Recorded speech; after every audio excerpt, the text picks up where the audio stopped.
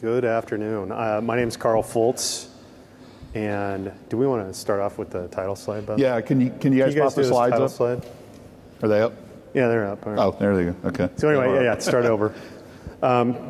So yeah, I'm Carl Foltz. I'm a solution architect for our cloud management business unit at VMware, and my focus is network insight and vRops and log insight.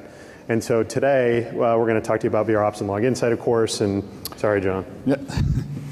I'm John Diaz. I work on the same team as Carl. I'm a technical marketing manager with VMware. So ops, log insight, Wavefront are my areas of specialty. Okay, so today we're going to talk about, as the title would imply, 360-degree troubleshooting. And we did this session last year, and a lot of folks came back to us with feedback saying, that was awesome, but show us how to actually fix these problems too. And so what John and I wanted to do today is, yeah, we're going to walk you through how we can identify a problem, sort of figure out what's causing that problem, and then help you make an informed decision. And so you can, manually fix the problem, where John's going to show you also using some magic, some wizardry that he put together, to go ahead and automatically remediate different problems. And there's sort of a whole world available to you when you start doing the types of things that John's going to talk about. Yeah, absolutely. Yeah, so we'll open it up. Okay. So I just got to press up on it. There we go. Yeah. And are these supposed to actually be on our things up here too? Yeah, can we see the presentation on the TV? Sorry, guys. Thanks. This is a little bit of the sausage being made here. So this is our disclaimer. Anything we say can and will be used against us and so on. And please note that there are, or should not be actually much in the way of futures content here. There are NDA sessions. If you are a customer that has a licensing agreement, enterprise licensing agreement with us, you are or should be covered from an NDA perspective. The other option you have, if you want to go to one of these futures sessions, oftentimes they'll have NDA forms right there at that session. So just something to be aware of. The other thing I would say is, although there's a few of us in the room today, if you have some questions, we've got mics set up. Looks like, 4 of them. If you can try and make your way to a mic, that'll be easier for everyone. If not, if you can't make it, you just want to shout your question out, we'll sort of reply to everyone else in the room and answer your question for you. So feel free to ask whenever you see fit. Yep. Cool? Okay. You want to, just to get a feel for how many people are Yeah, let's do that. Good call. Yeah. So how many folks are already using one or both, either Logs Insight or vRealize operations today in their environment? So okay, keep your hands up. Well, you already put it down. So keep them up. How many of you are just Log Insight? Okay. How many of you are not running Log Insight in the room? Okay. How many of you own vCenter standard licenses? Okay. So there is a version of Log Insight that's available to you if you own vCenter standard. Just want to throw that out there. If you want to go dip your toe in the Log Insight water, you can go and download a version of Log Insight. It's a little bit cut down in terms of content, but it gives you a nice sense of how logs are handled within a vSphere environment up to 25 OSIs. Right, so you can take a look at that. How many of you are running vCloud Suite or vRealize Suite in your environment? Okay, all of you are entitled to full Log Insight. If you didn't know that, you can go out to my VMware if you got that access to that and go ahead and download it, and it's available to you. Just want to make everybody aware of that. Anything you want to add? No, that's great. Okay. So what we like to talk about when we look at these two products, and if you've sort of been with us, as John and I have been with vRops and Log Insight for the last 6 years, we've really been trying to bring together this unstructured and structured data story, right? Being able to bring both logs and everything we bring in to vRops from a metrics perspective, and sort of bring those together. And a few years ago, we started bringing in the implementation and the integration of the two products, so I could start to get inventory access from vRops. So what that meant that my logs were sort of applied against that inventory information I was getting out of my VROps install. And so I could see things like, yeah, here's the log, here's the host name, but not only that, what vCenter is associated with that host name, what cluster, what VM. If I have applications in the mix, I could also add that into my log data, so that would sort of extend the metadata portion of that syslog field to give me the additional info that I could go ahead and filter by and do all sorts of cool stuff. So that was sort of one of the things we did. The other area that also leverages the inventory integration is our notification system. And this is pretty heavily what John and I are going to talk about today on the notification side. Because we're aware of that inventory, we can take and write queries, build an alert off of that query, tell Log Insight to send that notification off to a few different places.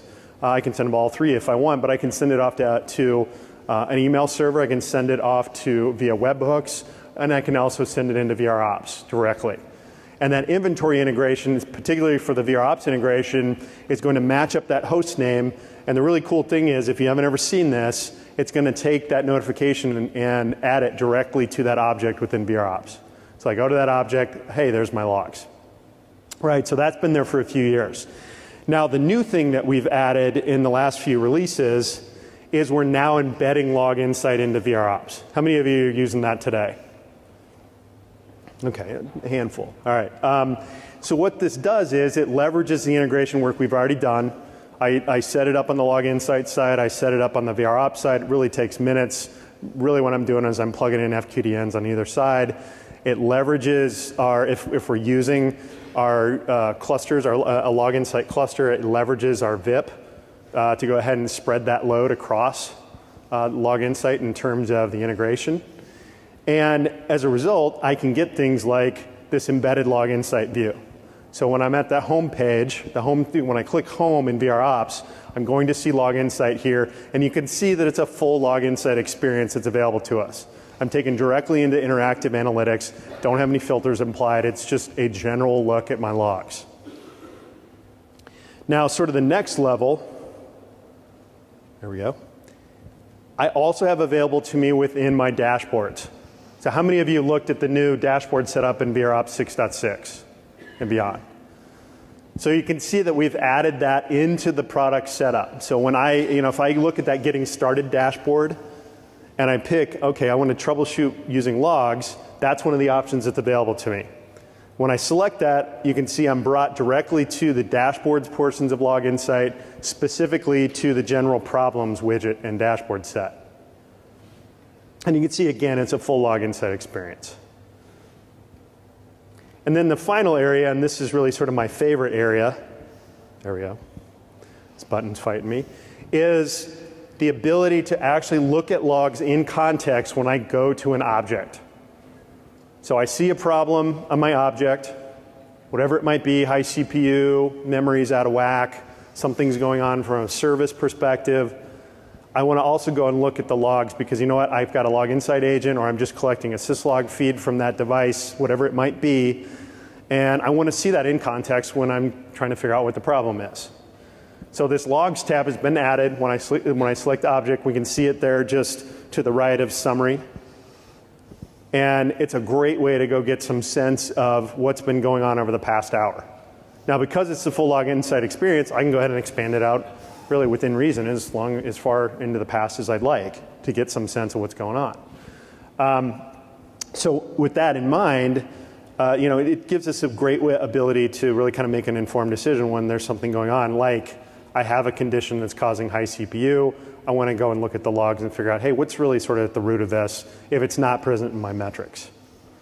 Anything you want to add, John? No, I mean, just the way I would summarize that is the metrics give you the what and the logs give you the why. There you go. Now, if your preference is to stay over on the Log Insight side or you have both user interfaces up, then we still have our other integration methods available to us. So once I turn on the integration, I have the ability to, with each log message, go and open analysis in VROps if I want to do that. So sort of the same thing occurs as what is going on with the notifications. If I see an interesting log message, I go and open within VROps. I'll transition over to the VROps page, and it's going to take me right to that object. Sort of the same thing going on, just in reverse of what I was just talking about. Now, I talked a little bit earlier about these different fields that we have. And one of the great things about the way we handle syslog records is, and syslog itself, the RFC allows for us to add a number of fields on to this particular log set. Additionally, we can add metadata there so that it can help you do a number of things with logs. Some of that is how we handle the embedded log insight in VROps. But a lot of it can be used for, I want to make it so that people can only see certain log data. Maybe I've got requirements where the security team gets to see a certain set of logs, and maybe the application team gets to see a certain set of logs, etc. These fields that you see in blue are an example of a way that we can go ahead and break up log data very easily for the simple act of just doing troubleshooting or just presenting a certain view to different people. I'm going to let you talk for a sec, John. I got yeah, sure. issue. You want to give me the? Yeah, you can take it. Okay. First day, we're not used to talking this much. Sorry. Oh, you want to? Actually, we're at your demo. Yeah, so part. we can go ahead and switch to the demo. Yeah. So we're going to switch to a demo, and I was hoping you had a better story. It's a good segue. Okay. So what I'm going to do is I'm going to start off on the VROps side. And this is our summary view. So this is sort of a great example of a particular application. And I think a lot of times what we've found, me when I used to work in the field pretty heavily, working with customers, it was great that we would say, you know what, customers would come to me and they would say, yeah, this VM's using a lot of CPU, but what's really behind this? What's causing this CPU spike that we're seeing? And I think we all know there's a whole bunch of different reasons. There are a lot of variables there. What we've really tried to do is sort of pick the typical ones that we will see from a customer standpoint, but also, if you go out and you grab our solution packs, our management packs, both for endpoint operations or just more generally management packs that don't leverage endpoint operations, it's giving us a lot more context, right? And that's sort of the way that I want to look at this problem as we can see it here in the summary tab. So as the name implies, this is an IIS web server. And as the story goes, we can see an elevated amount of HTTP GET requests. Some of us might think, oh no, it's a GET request flood or something like that, or maybe it's just some additional traffic that we're looking at. But the nice thing that we can do here is, particularly, most companies, many of you in this room, I would assume, are you going to, when you roll out this type of service, you have some expectation of what's sort of the ceiling in terms of what this thing can do. How many GET requests can it handle? And we use the website just because it's sort of an easy thing to talk about and show in a demo. But once we sort of get that information and we have sort of the ceiling of what this particular application can handle, we can then begin to build different scenarios to keep an eye on this application. So what I've done on the log insight side is I've said, when I see this particular set of logs, go ahead and trigger a notification and send that into VROps. And maybe that's the first sort of step in your triage process. I see this log message or notification on these log messages, something odd is going on. And what I can do is when I set up that particular notification, and we'll just go ahead and look at it here. So I've just created this notification for elevated HTTP GET requests. Now, for the sake of the demo, I've made this sort of easy just so we kind of get the idea of what this looks like. But I have it set so anytime that this query runs, and it runs, I think it runs every 5 minutes if I recall, if it finds any results, it's going to trigger the notification or it's going to renew the notification over to VROps. Now, if I don't want to see that kind of stuff, I can say auto cancel and it'll cancel after 10 minutes. But if it's a critical condition, I'm still seeing it, I want to manually deal with this thing maybe, right? So I created that, but the other thing that we can do too is, going back to what I was talking about with that web server, maybe I've done some load tests and I've figured, you know what, my web farm can handle X number of GET requests per minute, right? One of the things that Log Insight can help us do, and VROps can do this too, it just sort of depends on the type of data and the way that we may want to get at this, is I can look at my max number, I can attach a threshold to that number, and this is an example here, so I can say when more than one match occurs. So what Log Insight allows us to do is, I can actually say, I can get a breakdown very easily of how many GET requests are occurring over a period of time. So I just take and switch it to non-time series, so that's our nice column view. But I can see over this period of time, there's just a few GET requests that have been going across my environment. Maybe I've gone ahead and I've tested and I've determined over that particular time frame, I can only handle, let's say, 250 million GET requests. Once I get beyond that, then I'm in trouble. We better do something about this. Maybe we need to add CPU. Maybe we need to add another VM to the farm, something like that. But this is where you can kind of start with that inside the Log Insight world if you want to do that. Okay, so now that that's kind of set up and we get some sense of what's occurring there, I didn't enable the notification and have it sent right now, and I'll show you why here in a minute. That notification, what it does is it will take and batch up a set of logs that trigger that query, right? And then I can go look at those logs, and that's a very interesting view. In the last release, we added the ability to actually see the log data associated right with a particular alert, right within the alert. So you no longer kind of have to do necessarily a lot of that notification work if you don't want to, if you've been doing that in the past.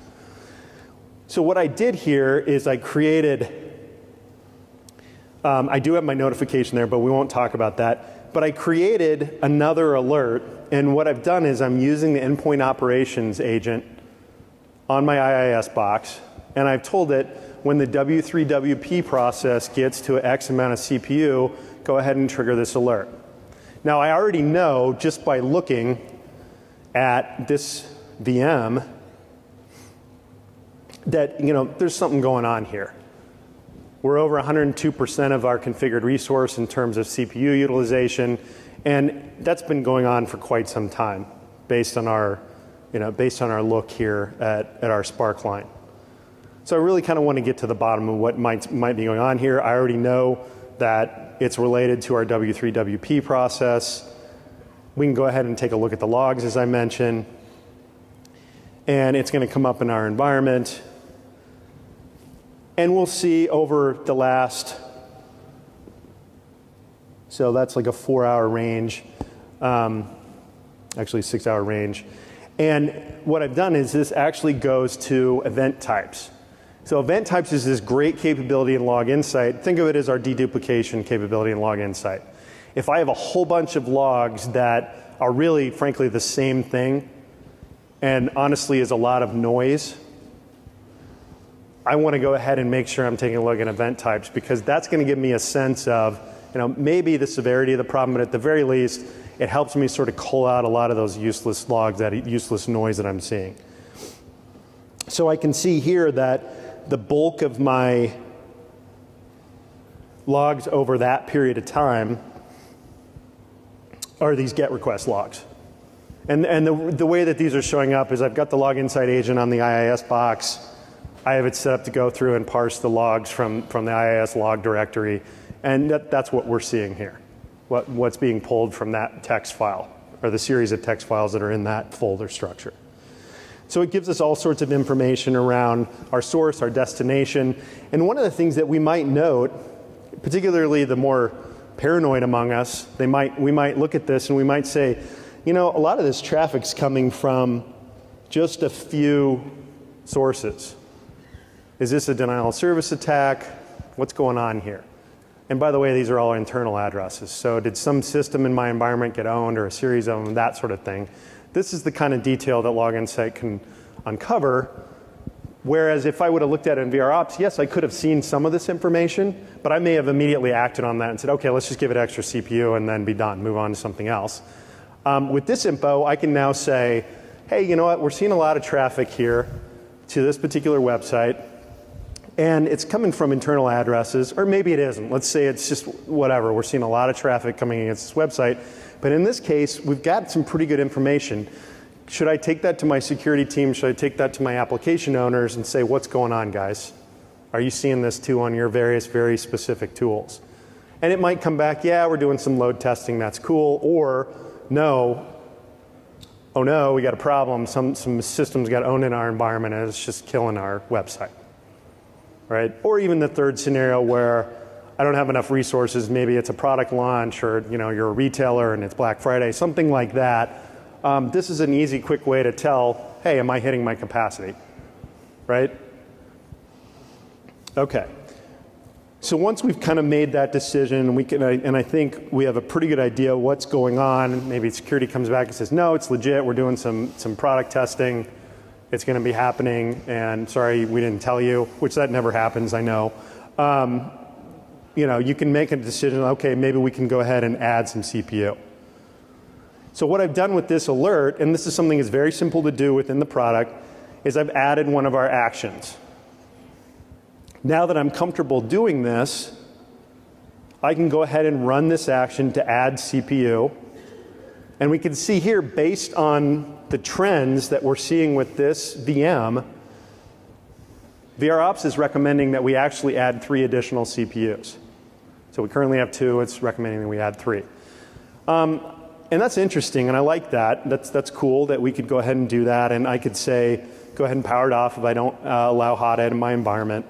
I could also snapshot it, and then I could just begin that action. And yeah, and it's fully audited if you guys haven't looked at it before, so it's going to tell you who did it. So if there's a problem, you can go find them later on. But maybe, you know what, it's 5 CPUs. Can I do that? I'm not sure. A lot of you would say, okay, well, yeah, this is a DRS cluster. I'll just go ahead and add it, and it'll sort itself out. Great, but there's not every app that we can do that. Some apps can't move between hosts, right? They got to be where they are, maybe for licensing reasons. So one of the things that I like to do before we actually go through and look at that and add that CPU is maybe take another step. And usually this is going on a lot faster. I'm not sitting having this discourse in my mind. And so I can say, okay, so we know that we have almost 103% CPU demand. I know what my capacity is. I can kind of see who's busy on this host. So I just went, if you scroll down here, we can see our heat map. These are our neighbors on this particular host. But maybe I want to just look at my host to see if it has enough resources for me to add this CPU. Right, maybe I don't have DRS enabled, right, where I can accommodate this situation. So I can quickly see that my host is doing pretty well. I've got 3 running VMs, very low CPU contention. My capacity is great.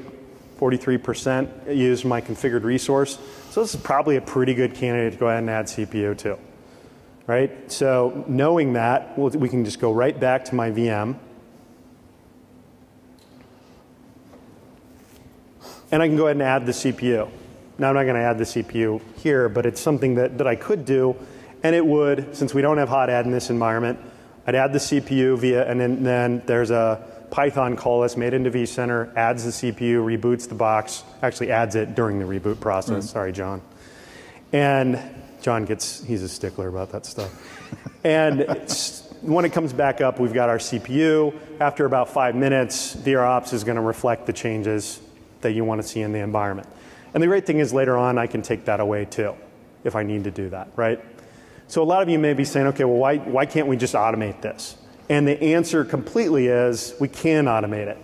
What I'm really trying to do is say, I think we all know there's situations where we simply can't. There still needs to be some human element. There still needs to be some informed decision made before we can make that change. Otherwise, maybe we're just sweeping that problem under the rug. Okay? And even when we automate it, and John's going to talk about this a lot more, we can put sort of good stops in that process to make sure that there's an approval flow as that moves forward. Or we could just say, go ahead and add the resources. We've got everything all set up. We're confident that this is cool. Go ahead and add these resources, add these VMs, and so on. So with that, I'm going to go ahead and hand that to you, unless you got some stuff to add. Well, I'm going to throw you a curveball, and we didn't rehearse this, but go back to the Log Insight real quick, because I want to point out something else. One of the things that I think gets missed in all this, and as a former virtual administrator myself, I hated looking at logs. First of all, you don't know where to find them. They're all over the place. And then you don't know what you're looking for necessarily. So this kind of tool gives the virtual administrator the power to determine if, to Carl's example, if something is really even worth worrying about. And if you look, for example, at all the extracted fields that we have, you'll notice that one of the fields is should be a milliseconds response time. The last field. Yep. So the reason I point that out is because even though the CPU is experiencing very high workload, what we're really accountable for as virtual administrators is making sure that the business is getting served, or the business's customers are getting served. So being able to look at that information in conjunction with where is this traffic coming from, but what is the response time, am I still within my SLA for that response time, is another data point. So you can take and you can chart that information, for example, and bring that to someone and go, hey, high CPU, a lot of requests, response time seems to be, around the 100 millisecond range. Is that normal for this particular REST call, on this particular application? So just, something else I wanted to point out about. There's some great examples of that. I mean, there's some different charts that we can build too that are really easy to build. So if you've got an SLA around like latency, like John was talking about, the GET requests, or even down to SQL, query performance, query timelines, things like that, we can build graphs in both VROps and Log Insight, kind of depending where the data is coming from, that sort of tell you exactly where you're going to get into the red zone and need to do something. We can have alerts triggered off of that, and some of this it can really be straightforward. Multi-dimensional, Right. So it doesn't have to strictly be based on CPU utilization. Okay, if we can go back to the presentation, a few slides to kind of go over the topic. Switch over yours. Yeah. So it's ready. Okay. What I'm going to talk about next is a feature that was introduced first in Log Insight, and then it's also made its way into vRealize operations. So, and that feature is Webhook. And what a webhook is, as the definition states there, it's just a way for you to do a callback to another system through, REST HTTP call, so that if something happens in, say, VROps, an alert is thrown, or in Log Insight, a query finds something interesting, I can launch some activity in another tool in my environment, or multiple tools in my environment, in response to that. So, a minute ago, Carl was talking about, not making decisions in a vacuum. You may want to automate routine tasks, but you have policy, you have procedure, you have business rules that go with that. So you can apply those through automation, but you need to incorporate maybe other tools in the environment. You see some examples there of logos of different products for messaging, ticketing systems, orchestrators, and so forth. Now, the way that this works in vRealize operations is through the REST notification plugin. So there are plugins for email. That's probably the most common one that people do, is set up email alerts. There's file system notifications, SNMP, etc. But this particular notification allows you to set up that webhook to go out to a third-party system and to request, ServiceNow to open a ticket, for example. However, and this is not unique to vRealize operations or to Log Insight, very often when you see webhooks implemented by a third party, the request payload is proprietary. So we'll send information, for example, from vROps that will say, hey, here's an alert, here's when it was fired, here's the description, here's the impacted object that was associated with that object or with that alert, here's the current alert status, etc. We can't count on the other system automatically being able to understand that, nor can we account for every other possible receiving REST API to have a standard way of receiving information from vROps. Just doesn't work that way.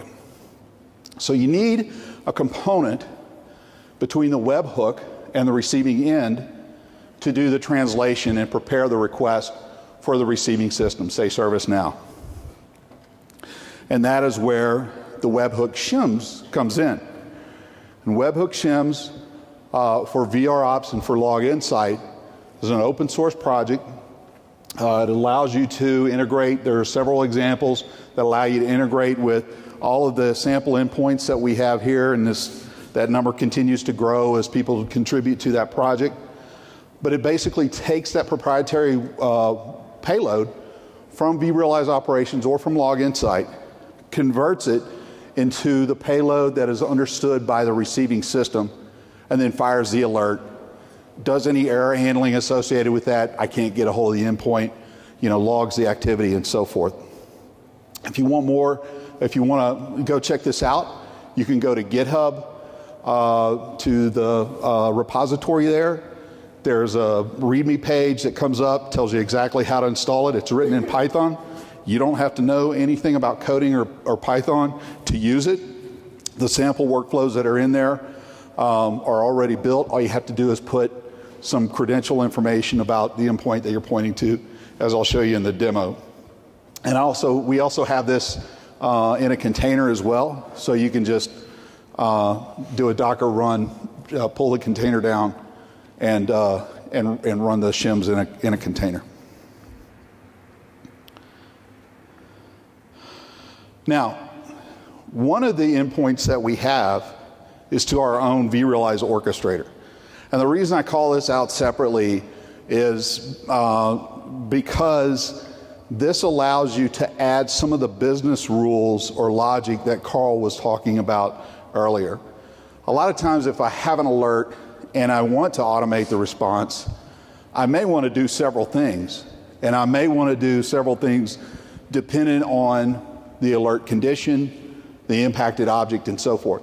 So Orchestrator allows you to build complex workflows that would evaluate the alert, the condition of the alert, do some maybe further investigation programmatically into vRealize operations or Log Insight, and then make a decision about what to do next.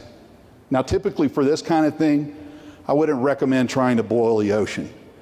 What I would do, in the example I'm going to show is a good use case, is try to tackle, kind of the low-hanging fruit. Those use cases that are repetitive. Yeah, when I see this, I know that it usually means that, and this is the action I take, a very simplistic workflow. And then you can automate that in your own environment to reduce the amount of routine tasks that you're performing. So here's a slide that just gives you more information about that. We've done several blogs on Webhook Shims. I also did a session, I don't have it on here and I apologize for that. I also did a session in the Getting More Out of VMware series. So if you go to vmware.com/go/getmore, I think it's the most recent session that was on there. I talk about how to use Webhook Shims. I talk about how to use the vRops REST API. And I talk about how to use the Power CLI module for vRops as well to get information out of vRops. Okay, so at this point I'm going to switch over to demo. You're already on. Good. And what I've done here, what I'm going to do first is I'm monitoring, vRealize operations allows us to monitor not only virtual infrastructure, but through the endpoint operations agent, I can monitor services or processes that are running on a virtual machine. It could also be a physical machine for that matter. And what I've done is I've set up monitoring for VM tools on a VM running in my environment. And I want to know if VM tools stops. Now this could be VM tools, it could be HTTPD, it could be MySQL, whatever it is that's important to you to monitor, all of the above. As long as you know the service name, you can monitor it, and if it stops running, you may want to take some remediative action. The first thing I would do when I see a service that's not running, maybe it's not the right approach, but my gut reaction is, let me restart the service. Then if it stops again, then I'll troubleshoot, right? It's kind of like reboot or turn it off and see if somebody screams approach. So what I'll do here is I'll go ahead and I'll stop the service. I'll stop VM tools. And we'll just let this watch in the background. You can see that it's not running. And while that process is taking place, let me kind of walk you through what's going to happen. In vRealize operations, I'm monitoring the virtual machine. So if I type in the virtual machine name here, and you'll notice that I have the virtual machine called SLES11001 or 002. I also have a Linux OS with the same name, and I have an endpoint operations agent with the same name. So if I look at the OS instance, when I go to the summary page, I can see that I have several different things going on. I've got the OS itself that I'm monitoring. I'm monitoring metrics and performance on the OS, the file system, things like that. I have the agent, so I'm monitoring the health of the agent so I know whether or not my monitoring is working. I'm doing an HTTP check, which is actually down right now, but I could point to a different, to a web server and say, hey, just, make a GET request to that web server every once in a while and check the response time like we were talking about earlier. I can also do pings. There's an ICMP check. But you'll see something called multiprocess. And multiprocess is just the endpoint operations facility that allows me to monitor a service that's running on the virtual machine. So if I go to the related objects and I go to the multiprocess section, I can see that there's my monitor for VMtools D, and VMware Tools is its own object within vRealize operations. It has its own set of metrics, its own availability. You can see that it's green right now. In a minute, it'll turn red when it's not running. So I can monitor those individual services. I also see logging information. So if I wanted to look at log information relative to that service, I could do that. Now, I've set up an alert in the system, as I mentioned, and just to show you what that looks like,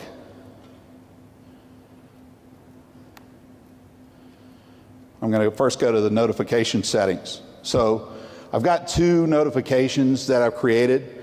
One notification leverages the Webhook or the REST notification plugin to restart the service. And I'm doing this through vRealize Orchestrator. All that will happen is vRealize Orchestrator will, through an SSH connection, attempt to start VMtools. The other one is opening a ServiceNow ticket. So if we look at these, they look about the same. I'm just pointing to the notification plugin that I wish to use. So there's my Webhook Shim. Remember, I need a shim to do that translation between vRealize Operations and vRealize Orchestrator.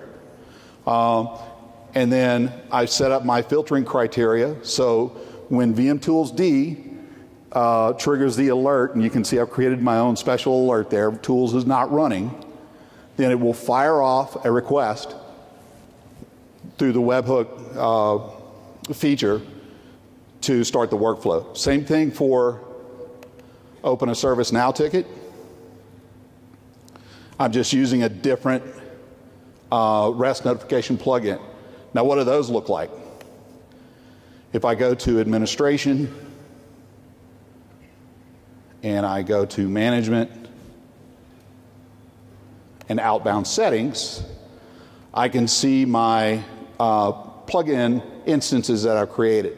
So let's look at Orchestrator. I'm pointing to a server that's running the shim process. Okay, so it's a REST receiver basically. And then I'm pointing at the VRO endpoint. And the numbers that follow here are basically the GUID, the ID of the workflow that I wish to execute in Orchestrator. All right.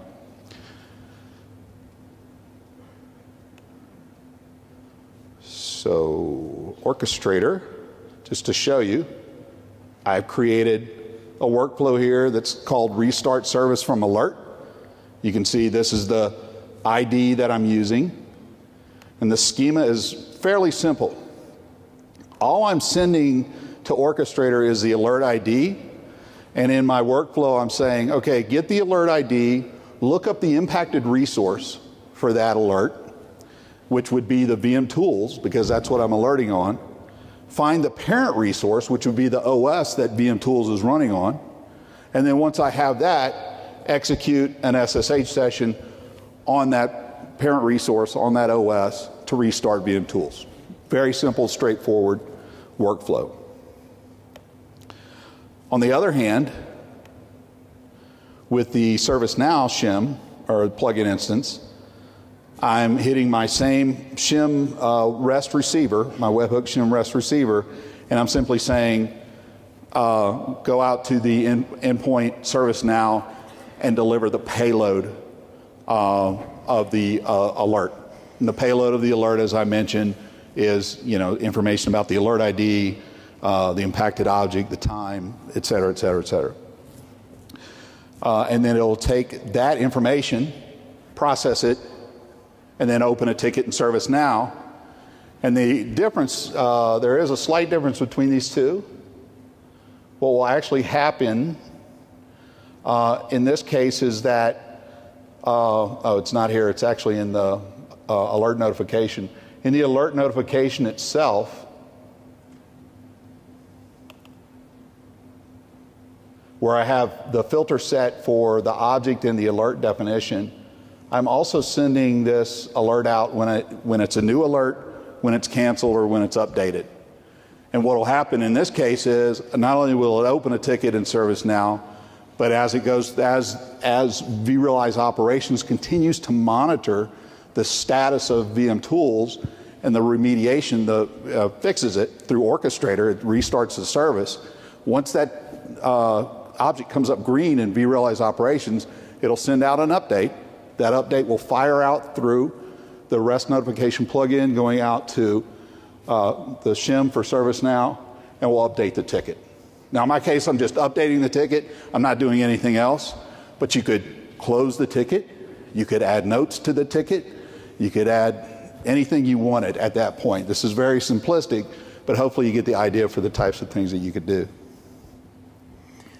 Now, is this something you could use, John, to, like when we were talking earlier, that web farm situation, add capacity, add a VM, something like that into, like a vRealize automation or another cloud management platform?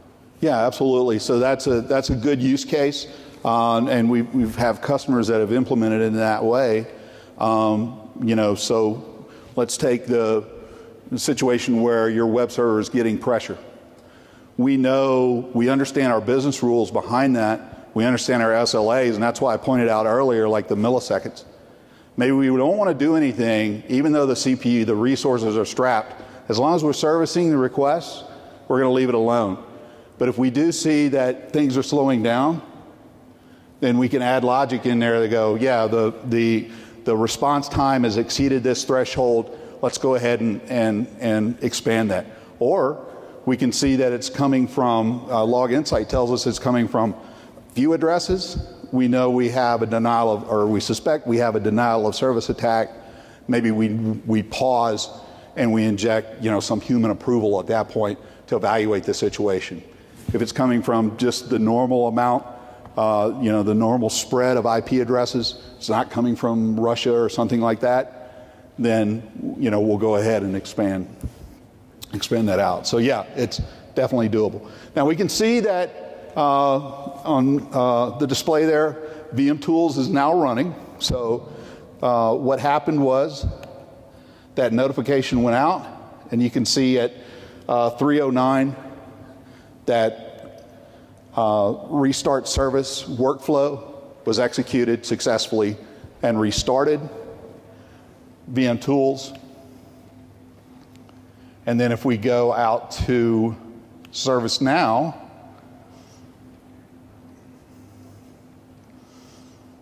and we can see that we have a new, blow that up a little bit if I can. We have a new alert that was opened at 3:11, based on that alert. So I've got multiple things going on. Now in my case, I'm not closing the alert out just because the situation has cleared itself. Maybe I want to leave it open to have somebody come behind and go, yep, everything's up, everything's good. I just annotate that ticket. I mean, the choice is really yours. It really depends on what your business policies are, what your IT policies are for taking these kind of actions, and just map those into the process. A lot of people are scared of automation because they don't want things happening without, kind of things running off the rails. I don't want to spin up 1,000 VMs when I shouldn't do it. And so that's why it's important to have the ability to add those business rules into the mix. What about scenarios where the ticket, you've addressed the underlying condition, service restart, whatever it might be, and you've closed the ticket on the ServiceNow side? Is it something where we could reach out to VROps southbound and address that or cancel? Yeah, so that's a good point. I mean, you can go both ways with this. You'll notice that in part of that workflow, one of the things that I did was I got the alert ID, and what I was doing at that point was just making a REST call to vRops, to vRealize operations via its REST API to say, okay, give me the current status of that ticket. Okay, and then I can add notes, I can assign it ownership, things like that. So I can manipulate things either northbound or southbound with this same mechanism. So, yes, can you come to if it's not too much trouble? We're recording, so we want to make sure we get the questions. So let's say you had something like this set up for a SQL Server service. So if it stops, you want it to restart. Yep. Now let's say the DBAs are installing a service pack. So they intentionally stop the service. Right, you don't want it to restart. Right, is there a way, Yep. if they don't have access to these tools, Yeah. to put it in maintenance mode? Yeah, so that is one of the features of vRealize operations is that you can put an object in maintenance mode so that if it goes offline or rebooted or whatever the case may be, we don't fire any alerts, we don't turn stuff red, etc. Normally, you would go into the UI and say, put this in maintenance mode. However, that is available through the API, so you could. As part of either your ServiceNow request change control process or whatever change control process tooling you're using, or even something, some of the examples on there were stuff like Slack, if you're doing chat ops or you're looking into that, I'm sorry? Pager duties. Pager duty, yeah. So you could have that mechanism be like, hey, I'm putting this machine into, we're going to do an upgrade on this machine.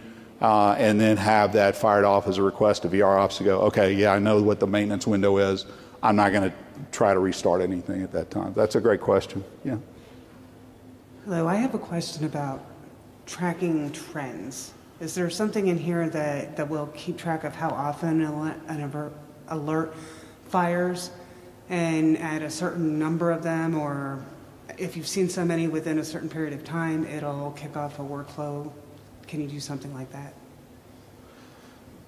For instance, if you wanted to track how often the service was stopping instead of it always just restarting, right. If you wanted to put some logic around that. Oh, say, yeah. Yeah. I've noticed this has happened 100 times in the last week. We probably should tell somebody. Yeah, no, and that's a good example. And that's one reason, I think, like with the sample, we just keep that open. We keep that ticket open because the way it's written, as long as there's a ticket out there, it'll just keep updating that open ticket. So that's a very simplistic way to handle it. And somebody's got to look at the ticket if it's open, and assigned to somebody, et cetera. So that's a simplistic way to handle it. But you could also do that programmatically through an orchestrator workflow or some other mechanism to say, if I see an alert on this object to restart a service, first, let's check how many times that service has been restarted in the last 24 hours. And if it's 0, or less than 5, go ahead and restart it. But if it's more than 5, you don't do anything right now. Just go ahead and notify someone. And you would also probably want to put some error handling in there too to say, I'm going to restart the service, wait 30 seconds, and go back and check and make sure that the service is restarted. If I can't restart it, programmatically escalate the ticket, that type of stuff. Okay, and the other part of my question is, I know you set things by threshold. Once this threshold has been reached, react in a certain way. Can you also have it where it's noticing an uptick towards that threshold? Yes. Yeah. Okay. Yeah, absolutely. So we have a concept of dynamic thresholds within vRealize operations. So on an hourly basis, we'll notice over time we'll kind of normalize, say, CPU utilization. So on Carl's web server, for example, that could be used to trigger an alert versus just high CPU utilization. Because you may have periods where, you know, on Monday mornings for an email system, for example, I expect high utilization. It's not a problem. I'm meeting, you know, as long as I'm meeting my service agreements for that. But if it's on Saturday afternoon when nobody's at the office, that is kind of an anomalous situation, and vRealize operations would definitely notice that, and you can alert on that for sure. And can you have it do different behaviors based upon those expected thresholds? As far as the automation is concerned, yeah. Like action behavior, remediation behavior? Yeah. Yes. Yes.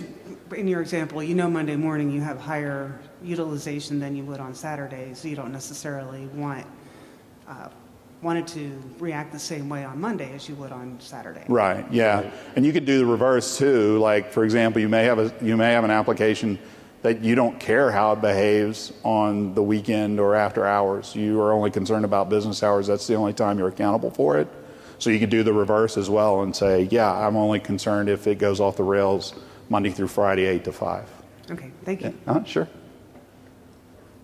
Any other? Yeah.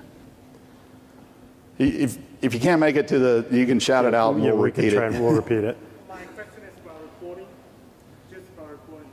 Does this also track your trends as to how your cluster is growing to be able to, you know, pinpoint how many VMs you're adding per month or per week or within a given year? Yes. Yeah, so you can, so trending information is definitely, so the question was, in the reporting, do we track things like, for a cluster object, for example, how many VMs have been added over time? And yeah, we definitely do that. And not only do we look at that and historically, but we'll do some projections based on that as well. And those can trigger alerts. The idea being is that you get early warning when you're starting to reach either resource limitations, you know, for storage, CPU or memory. CPU or memory, or if you're about to hit VMware maximum, you know, a vSphere maximum, for example. Or we could even say, you know, so we have the notion of a provisioning buffer. So let's say it takes you X number of days, weeks, months to get new equipment in. If you're in that kind of a situation, we can set up a provisioning buffer. By default, it's 30 days. And once we get to that 30-day mark, and we're over a certain threshold for capacity, then we'll immediately start telling you this is something you need to act on. Yeah, hey, go ahead. To piggyback off what he was asking, is there something that you could export out of this to present to management for scenarios like that? Yeah, absolutely. Yeah. So the reports the reports are exportable in PDF or CSV, and you can schedule those reports to run on a regular basis, and they can even be automatically emailed if you wish. So there's a note. We sort of have 3 different ways you can get at content in the product, and actually there we go. Let me zoom in a little bit here. So over on the left side of the interface there, when I select dashboards, you can see dashboards, views, and reports. Views are sort of the construct that build out a report, and so there's all sorts of different information that you can add to a report, such as the things we were talking about. You want to produce a report based on capacity or trends for all sorts of different object types that's available to you. Or you can just simply add it to a dashboard if you'd like to do that. So, if I were to implement it today, my VMware infrastructure has been running for 2 years, for instance. Will it, obviously my logs are there, so will it be able to basically give me trends based on now onward, or it will be able to go through my ESX servers and select the logs So the metrics in the log, so yeah, the question was, got a environment that's been running for several years, can you get all of the historical information in a new install of maybe VROps and Log Insight? From a VROps perspective, today, no.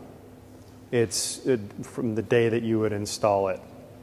On the Log Insight side, there are some things that we can do to import older logs. That it's sort of an extra step, not a complicated one, but it's one that you can do. Most customers sort of start from square one in terms of bringing in logs in their environment, though. Kind of depends on the use case, though.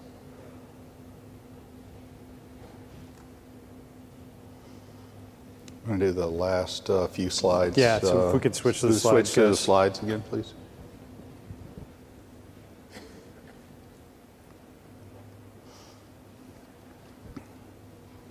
Okay, so for those of you who have been clamoring for a VROps certification badge, this is available now, so you can go out and get certified, and you get a hat. John, you want to grab Yeah, I'll be the model. It's a fantastic trucker hat, if that's your thing. And I think they're doing the tests here if you want, right, John? Yeah, it's in the It's in that. yeah, third floor. Yeah, they're doing the testing. Exactly. So if that's something you're interested in doing, that is available to you. You too can look like John. You just ruined it. Some additional stuff, just in general, upgrading to VROps 6.6. There's, a lot of this is just reference. Take a look at it when you get the deck. If you want to share your feedback, we'll register you for a $10 gift card. Also, you can get at the certified, there's a digital badge that's available to you. So we also have the option, I'll let you talk about this, is your baby, John. So we have assessments that utilize both of these tools, as well as another product we haven't talked about here today, vRealize Business for Cloud.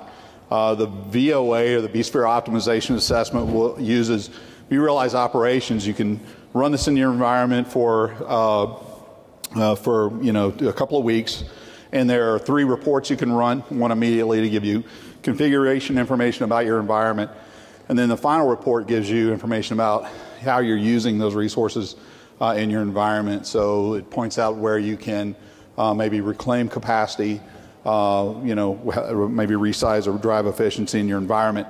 And then the hybrid cloud assessment sort of does the same thing in terms of your private infrastructure, your private cloud. It gives you costing information and reclamation savings in dollars or whatever your local currency happens to be. But it also does a comparison between your on-prem costs and compares that to things like AWS or Azure. So a lot of our customers have told us, hey, we're getting pressure. The business is saying public cloud is cheaper. I don't know how much my private cloud costs. I can't refute that. And this assessment will do that for you. And then I believe, so the hybrid cloud assessment also now includes, or will soon include, VMware on AWS. There's actually a different assessment for that they'll be launching. Okay, yeah. that is coming. So if that's something you're interested in, looking at VMware Cloud on AWS, we're going to be helping give you information on what makes sense for you to move in your environment out to VMC, and we'll see how that goes for you. Both of those are at no cost. Yeah, you can get those. No additional cost. Yep. Actually, no cost. No cost. Okay, so some sessions that we recommend. Of course, this one is a must-go. I'm glad you're here.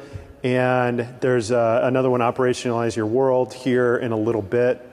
So 2 hours from now? And just listing some of the other sessions that we have. If you're really interested in seeing kind of a deeper look at infrastructure to applications, the session on Wednesday, MGT2185BU, be a deep dive into those topics, deeper than what we did today. Yeah. For VROps. And then as far as the learning more, so of course we've got the 60-day evaluation. Log Insight, I mean, if you want to evaluate it, just go grab it based on your vCenter license. You can download it, install it, put your vCenter standard license in there, and you're off and running until you determine you may want to add more licensing to the product. Also, of course, we've got the hands-on labs. They are running the newest versions of the product. I think they got 6.6 in there, didn't they? Yeah. Okay, that's John's content. Yeah. So 1801 is what you want to take a look at, and it goes through a lot of the similar sort of themes and use cases that we've been talking about for the last hour, including specifically that IIS scenario that I talked you through. Yeah.